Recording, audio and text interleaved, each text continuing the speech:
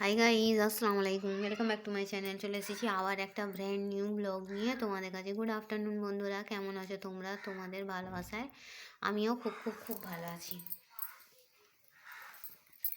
বলো বন্ধুরা, তোমরা কোথা কোথা থেকে আমার ভিডিওটা দেখছো, আর তোমাদের ওখানে কেমন শীত পড়েছে বলো বন্ধুরা।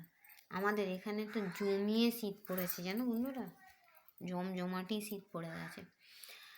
তো চলো আজকে আমার সিম্পল লাঞ্চ মেনুগুলোর সঙ্গে তোমাদের পরিচয় করিয়ে দিই। প্রথমেই আছে গরম গরম সাদা ভাত, সঙ্গে নিয়ে নিয়েছি দুটো কাঁচা লঙ্কা। লঙ্কাগুলির কালার দেখছো, যেমন ডিপ তেমনই ঝাল। আর আজকে বিগত 10 দিন পর মাংস রান্না করেছি জানো বন্ধুরা। তোমার দাদাভাই একটু মাংস খেতে চেয়েছে, মাংস দিয়ে আলু দিয়ে পটল দিয়ে। আর কি বলেছিলাম, তোমার দাদাভাইয়ের শরীর অসুস্থ, রেড মিটটা বারণই ছিল।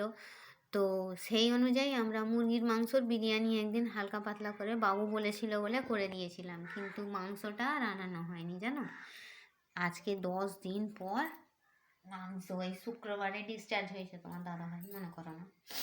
শুক্রবার থেকে শুক্রবার 8 দিন, শনি রোব, আজকে 10 দিন। 10 দিন পর এই রেড মিট মাংস দিয়ে আলু দিয়ে পটল দিয়ে ঝোল করেছি। দাও বেশি দিইনি, কালারটা কাশ্মীরি লঙ্কা বলে এরকম মনে হচ্ছে।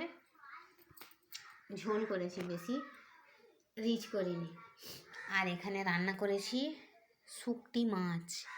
জানো তো মুসাফিররা খায়, একটু দিতে হয় ওই দেওয়ার জন্য, আর আমার জন্য। তোমার দাদাভাই কিন্তু খাবে না, ঠিক আছে? তোমরা বলবে দাদাভাইকে শুকটি মাছ তোমার দাদাভাই খাবে না। খাওয়ার পর তোমার দাদাভাইয়ের জন্য এই পাকা পেঁপে। ঠিক আছে বন্ধুরা, কালারটা বুঝতে পারছো?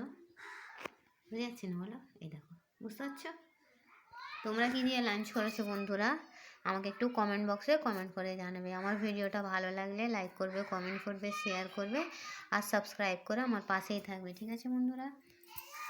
কালকে আমার ওই সিম্পল একটা মাছের ঝোল রান্না দেখে দুটো দিদিভাই, আর নামটা ঠিক মনে পড়ছে না, তোমরা আমার কমেন্ট বক্সে গিয়ে দেখে নিতে পারো। সত্যি তোমাদের মানসিকতা, উদারতা দেখে আমি মাঝে মাঝে অবাক। আমার মন থেকে হ্যাটস অফ তোমাদের। এত একটা সিম্পল ফুলকপি দিয়ে, আলু দিয়ে, টমেটো দিয়ে মাছের ঝোল রান্না করেছি। একজন কমেন্ট করেছে ডিলিশিয়াস, একজন বলেছে দিদিভাই তোমার ব্লগটা দেখতে খুব ভালো লাগে। যাক, তোমাদের দুজনকে আমি আমার ব্লগের দ্বারায়, তোমরা যদি ব্লগটা দেখো, ব্লগের দ্বারাই তোমাদের থ্যাংক ইউ জানাচ্ছি। ঠিক আছে বন্ধুরা, তোমরা না এইভাবে কমেন্ট করবে, তোমাদের কমেন্টে আমি প্রচুর মোটিভেট হই।